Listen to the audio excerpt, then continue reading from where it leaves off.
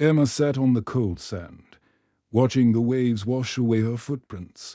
The young woman had been walking along Brighton Beach for hours, but she wasn't looking for shells or enjoying the sunset.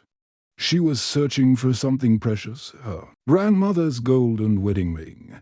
The morning had started like any other difficult day in Emma's life. She woke up in her small flat above the bakery, feeling the weight of all her problems pressing down on her chest. The letter from her landlord sat on the kitchen table, reminding her that rent was due in just 5 days. Next to it lay another letter, the one that had arrived 3 days ago, telling her that the little bookshop where she worked was closing down forever. Emma had loved working at Hartwell Books. It was a cozy place filled with the smell of old pages and fresh coffee. Mrs. Hartwell, the elderly owner, had been like a second grandmother to her. But after 40 years in business, Mrs. Hartwell could no longer compete with the big chain stores and online shopping. Emma understood. But that didn't make losing her job any easier. With no family left and very few friends, Emma felt completely alone in the world. Her parents had died in a car accident when she was only 8 years old. Her grandmother, Rose, had taken her in and raised her with endless love and patience. Grandmother Rose had been everything to Emma: mother, father, best friend, and guide, all rolled into one wonderful person. When Grandmother Rose passed away 2 years ago, she left Emma very little money, but something far more precious: her golden wedding ring. The ring was old and beautiful, with tiny flowers carved all round. The band, Grandmother Rose had worn it every single day for 53 years, even after Grandfather William died. This ring has seen more love than most people experience in a lifetime. Grandmother Rose had told Emma on her deathbed, "Wear it, and remember that love never truly leaves us. It just changes form." Emma had treasured the ring ever since. When times got hard, she would twist it round her finger and feel connected to her grandmother's strength and wisdom. It was her most valuable possession, not because of the gold, but because of the love it represented. That morning, feeling overwhelmed by her problems, Emma had decided to walk to the beach. Brighton Beach had always been her thinking place. Grandmother Rose used to bring her there when she was little, and they would build sandcastles and look for pretty shells together. Emma found a quiet spot away from the morning joggers and dog walkers. She sat down on the cold sand and pulled her jacket tighter round herself. The October wind was chilly, and the grey clouds matched her mood perfectly. As she sat there, thinking about her uncertain future, Emma took off her grandmother's ring to look at it more closely. The morning light made the gold shine softly, and she traced the tiny carved flowers with her finger. She remembered how Grandmother Rose's hands had looked wearing this same ring, gentle hands that had braided Emma's hair, made countless cups of tea, and wiped away so many tears. "What should I do, Grandma?" Emma whispered to the ring. "I don't know how to be strong like you were." Just as she spoke these words, a sudden gust of autumn wind swept across the beach. Emma felt the ring slip from her fingers like a small, golden bird taking flight. She watched in complete horror as it tossed through the air and landed somewhere in the sand near the water's edge. "No!" Emma cried out. Jumping to her feet, she ran toward the spot where she thought the ring had fallen. But the beach all looked the same, endless stretches of pale sand and scattered pebbles. Emma dropped to her knees and began digging frantically. With her bare hands, the sand was cold and damp from the morning tide, and soon her fingers were numb and raw. She dug hole after hole, her heart pounding with panic. Hours passed, and Emma's desperate search continued. Other beachgoers came and went. Morning runners, people walking their dogs, children playing with buckets and spades. But Emma barely noticed them. She was focused entirely on finding her grandmother's ring. As the day wore on, the tide began to come in. Emma watched with growing despair as the waves crept closer to where she was searching. What if the ring was already underwater? What if the waves had carried it out to sea forever? By evening, Emma's hands were bleeding from digging in the rough sand. Her clothes were dirty and damp, and her hair was full of grit. The sun was setting, painting the sky in shades of orange and pink that would normally have been beautiful to watch. But Emma felt no beauty in the world anymore. She sat back on her heels, tears streaming down her face, without her grandmother's ring. She felt like she had lost the last piece of the woman who had meant everything to her. "I'm so sorry, Grandma," she whispered to the darkening sky. "I've lost everything now." The waves seemed to whisper back, but Emma couldn't understand their message yet. She didn't know that sometimes we must lose something precious to find something even more valuable. She didn't know that her grandmother's love would find new ways to reach her, through the kindness of strangers who would soon become friends. The next morning, Emma woke up before her alarm clock rang. She had barely slept all night, tossing and turning in her small bed above the bakery, every time she closed her eyes. She saw her grandmother's golden ring disappearing into the sand. Like a shooting star falling to earth. Emma dressed quickly in her oldest jeans and warmest sweater. The October morning was cold and foggy, with a grey mist hanging over Brighton like a soft blanket. Most people were still asleep in their warm beds. But Emma was determined to return to the beach as early as possible. Before leaving her flat, Emma knocked on her neighbour's door. Mrs. Murphy was an elderly Irish woman who had lived in the building for 30 years. She grew beautiful flowers in window boxes and always had the right tool for any job. "Could I borrow a small spade, please?" Emma asked, trying to keep her voice steady. "I need to dig in the sand at the beach." Double quotes. Mrs. Murphy looked at Emma's tired face and red eyes with concern. But she didn't ask too many questions. She handed over a small garden spade with a red wooden handle. "Be careful now, dear," Mrs. Murphy said kindly, "and don't give up hope. Sometimes the things we lose have a way of finding their way back to us."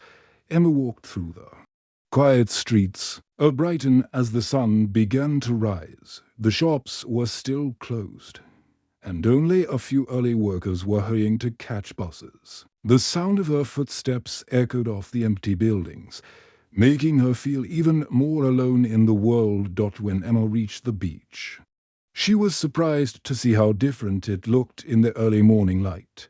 The sand was smooth and unmarked, washed clean by the night tide. For a moment, her heart sank. What if the waves had carried her grandmother's ring far out to sea during the night? But Emma pushed away these dark thoughts and walked to the area where she remembered sitting the day before. She began digging carefully with Mrs. Murphy's spade, making small holes in the damp sand. The work was slow and difficult, and soon her back was aching from bending over. After 2 hours of searching, Emma's hands were sore and her knees were wet from kneeling in the sand. She had dug dozens of holes, but found nothing except broken shells, smooth pebbles, and pieces of old driftwood. Tears of frustration began to fill her eyes once again. That's when she heard footsteps crunching on the sand behind her. Emma turned round to see a man walking toward her along the water's edge. He looked to be in his 50s, with kind grey eyes and silver hair that was a bit messy from the ocean breeze. He was carrying a long metal pole with a round disc at the bottom, and he wore headphones round his neck. The man walked closer and stopped a few feet away from Emma. His face showed concern as he looked at the many holes she had dug in the sand round her. "Excuse me, miss," he said in a gentle voice. "I'm James. I couldn't help but notice you've been digging here since dawn. I was walking along the beach and saw you working so hard. Have you lost something valuable?" Emma looked up at James and Something in his kind expression made her want to tell him everything. Her eyes were red from crying and lack of sleep, and her voice was shaky as she began to speak. "I lost my grandmother's wedding ring yesterday," Emma said, wiping her nose with the back of her hand. "It was the only thing I had left of her. She raised me after my parents died. And she gave me this ring before she passed away 2 years ago. It has tiny flowers carved into the gold, and it means everything to me." Emma's voice broke as she continued. "I was sitting right here yesterday, feeling sorry for myself because I lost my job and I can't pay my rent.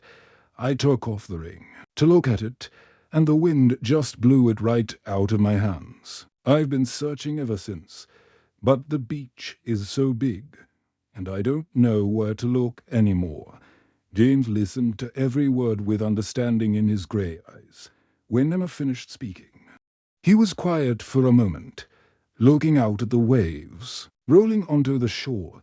"I lost someone precious too," James said quietly, his voice full of emotion. "My wife, Margaret, passed away 2 years ago after 40 years of marriage. She was my best friend and the love of my life. After she died, I didn't know what to do with myself. I felt so lost and empty." James held up the metal device he had been carrying. "This is a metal detector," he explained. "I started coming to the beach with it every morning to keep myself busy and to feel close to Margaret. She used to love walking on the beach and collecting pretty shells. Sometimes I help other people find lost jewelry or keys. It makes me feel useful again." James looked at Emma with compassion. "This metal detector can find metal objects buried in the sand, even if they're quite deep. If your grandmother's ring is still somewhere on this beach, we can find it together. I have all the time in the world, and I know exactly how much the ring means to you." For the first time since losing the ring, Emma felt a warm spark of hope growing in her chest. Maybe she wasn't as completely alone as she had thought. James spent the entire morning walking slowly back and forth across the sand, moving the metal detector carefully over every inch of the area where Emma had been sitting the day before. Though they didn't find the ring that day, Emma no longer felt hopeless. She had found something else that was precious, a friend who truly understood her pain and wanted to help heal it. Days turned into weeks, and Emma found herself looking forward to her morning meetings with James at Brighton Beach. Every day at 6 o'clock, she would see his familiar figure walking along the shoreline with his metal detector, and her heart would feel a little lighter. Their friendship had become the brightest part of her difficult days. Emma had finally found a new job at the Brighton Public Library, working part-time helping people find books and organize community events.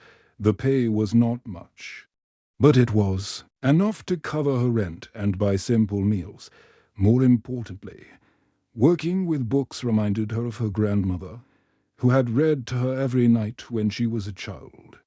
As they searched together each morning, James and Emma shared stories about the people they had lost. James told Emma about his wonderful marriage to Margaret, how they had met at a dance hall when they were both 20 years old, and how Margaret could make him laugh even on his worst days.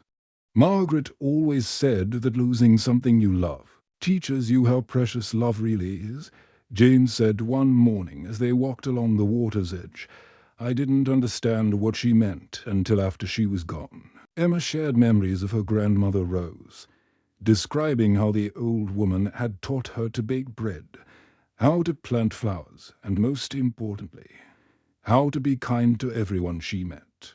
"Grandma always said that kindness was like planting seeds," Emma explained, stopping to examine a shell in the sand. "You never know where those seeds will grow or what beautiful things they will become."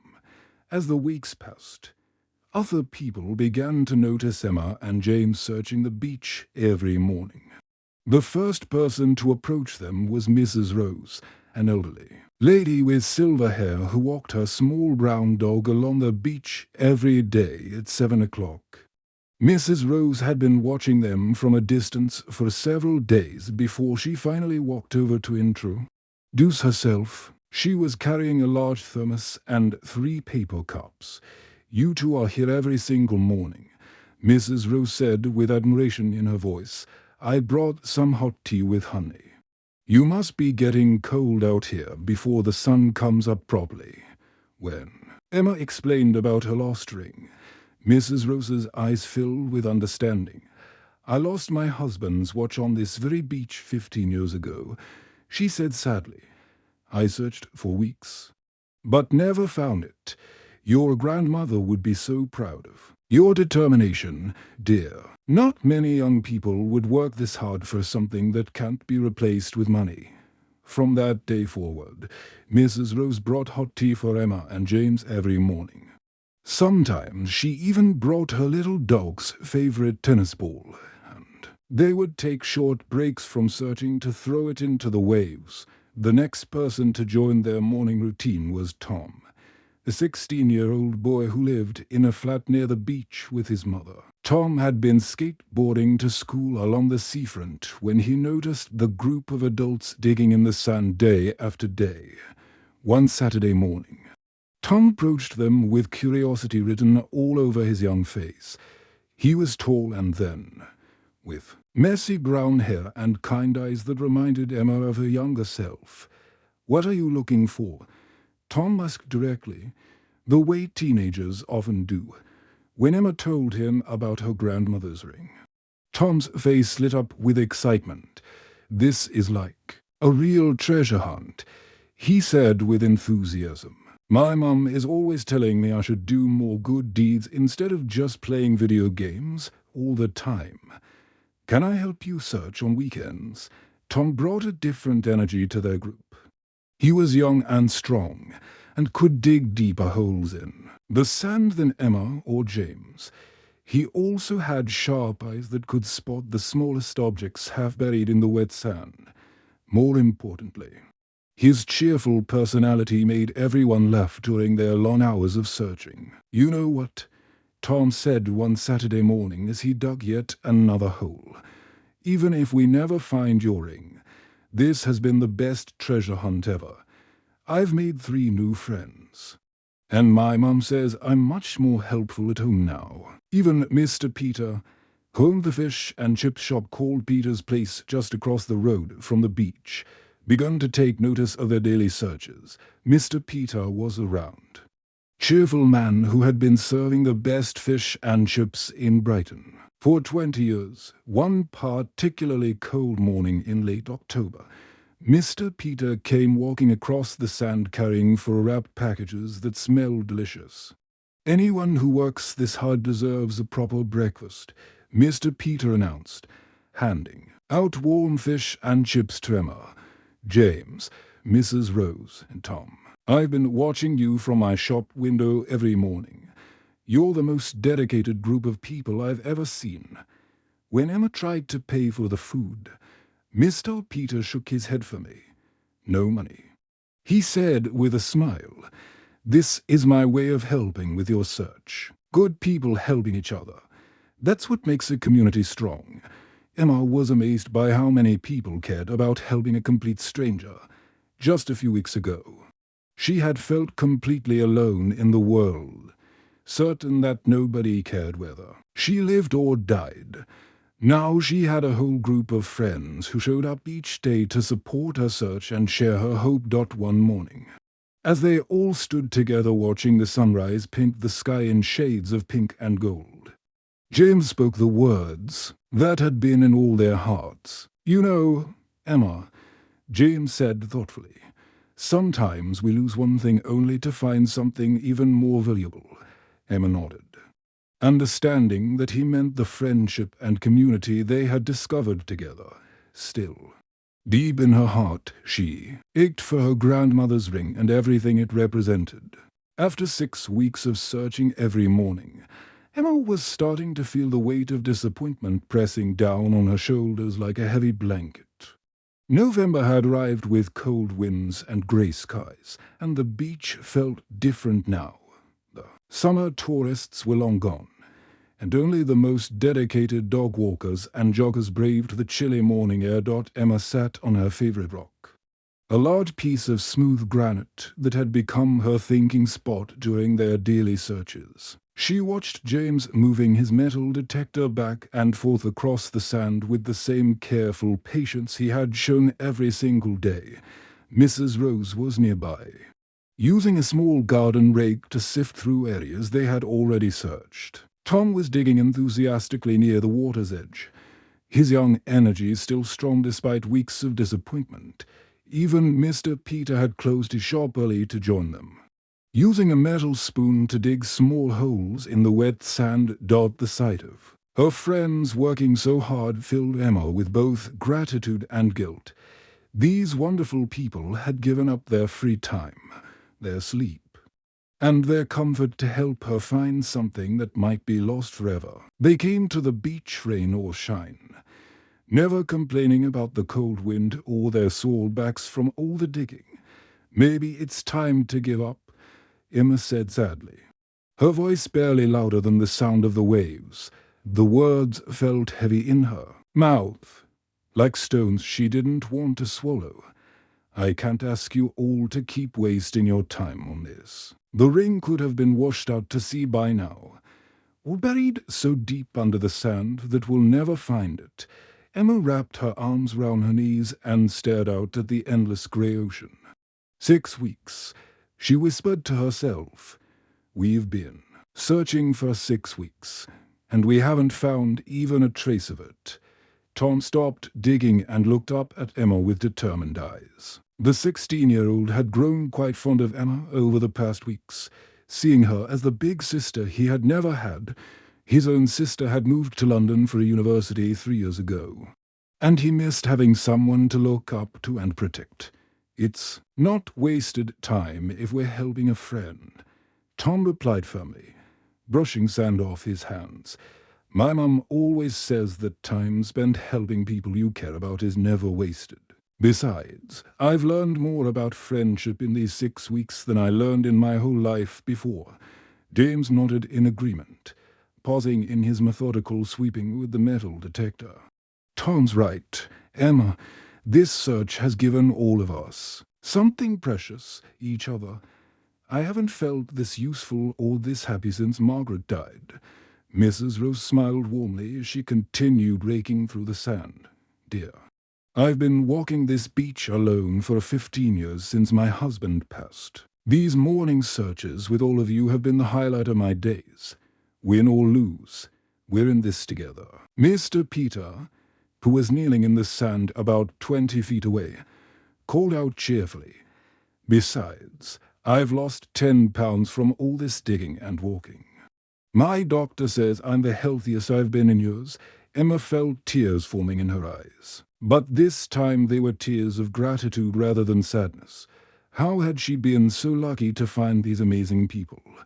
Just 2 months ago, she had felt completely alone in the world, and now she had a whole family of friends who cared about. Her happiness stopped. The morning tide was coming in, bringing with it a stronger wind that made everyone pull their jackets tighter. The waves were washing higher up the beach than usual, and Tom had moved closer to the rocks to avoid getting his shoes soaked.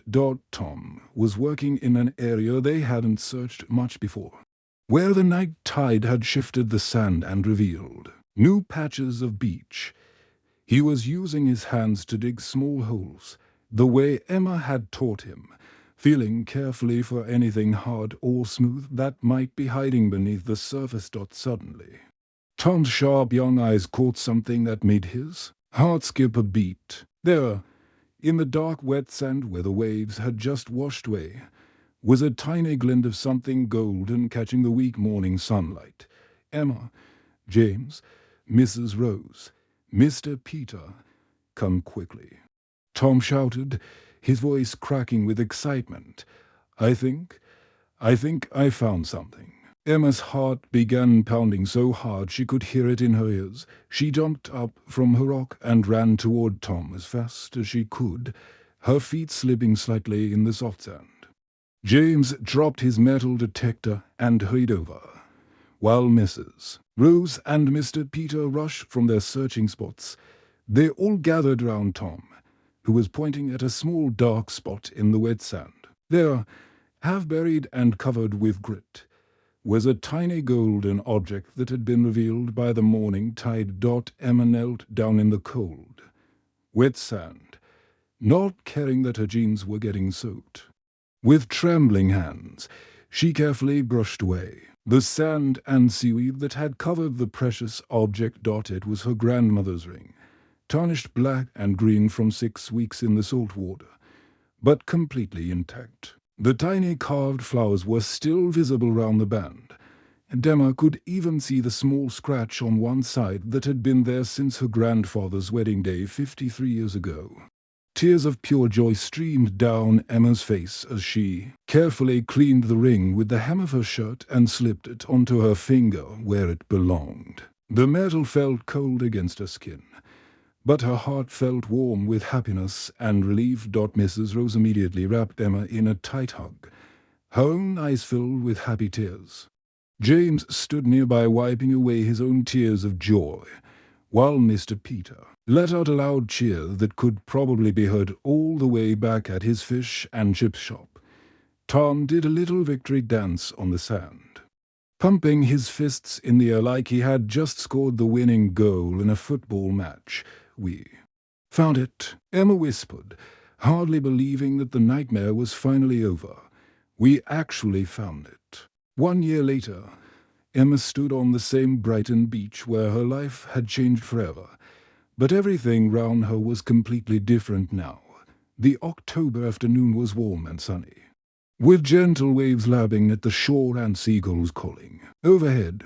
Most importantly, Emma was no longer the lonely, hopeless woman who had sat crying in the sand 12 months ago.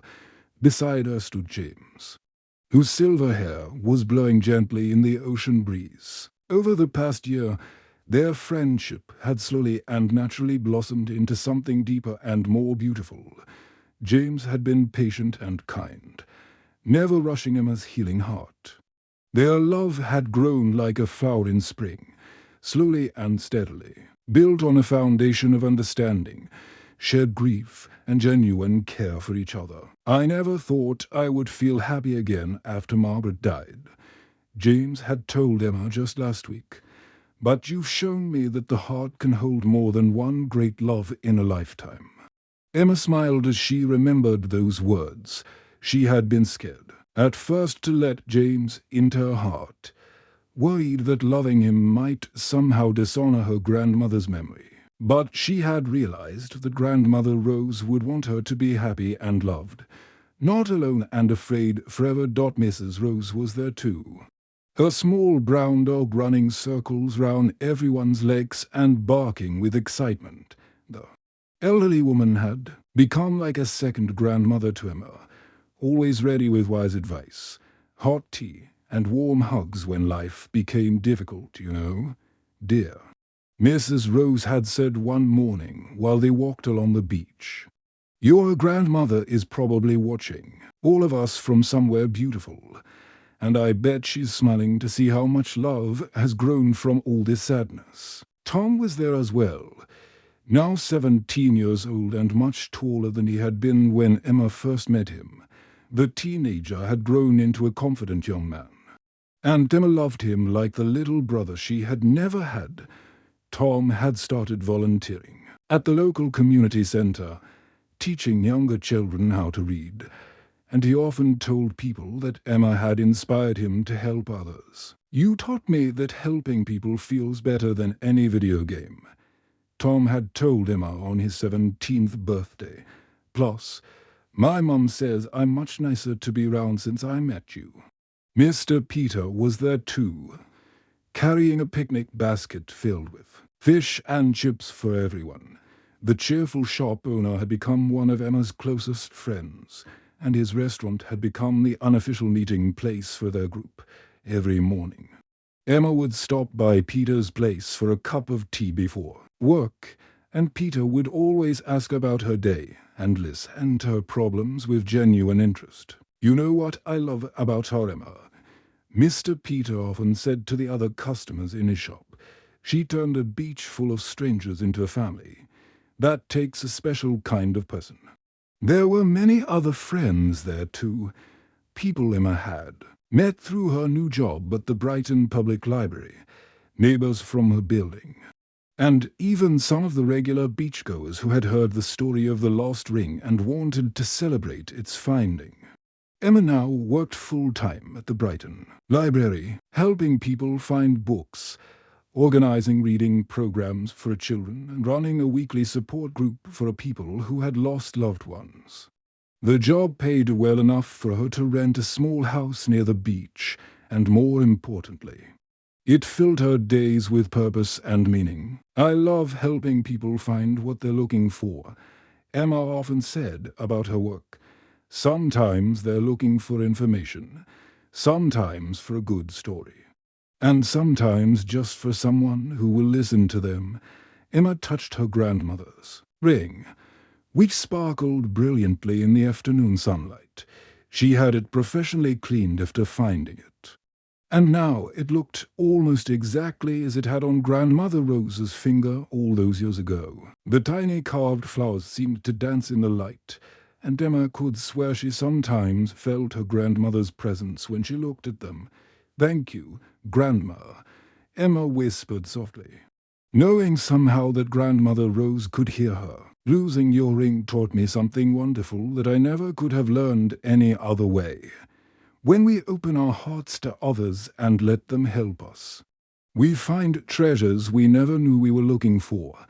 James took Emma's other hand gently in his own, his grey eyes twinkling with love and contentment. "Your grandmother would be so proud of the woman you've become," he said warmly. "Look at the community you've built around yourself. Look at all the people whose lives are better because they know you." Tom, who is now almost as tall as James, grinned widely and puffed out his chest with pride. "And I'm proud that I was the one who spotted that ring in the sand," he announced loudly, making everyone laugh. Best treasure hunt ever.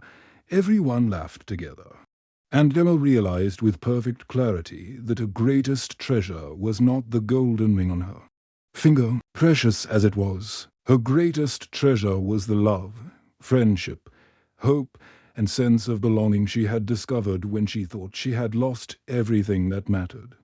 As their little group walked along the beach together, arms linked and voices mixing with the sound of the waves, Emma finally understood her grandmother's most important lesson. Love and kindness always find their way back to us. Just like a ring had found its way back through 6 weeks of sand and salt water and endless searching, the beach that had once seemed so lonely and cold was now filled with warmth, laughter, friendship, and endless possibilities for the future.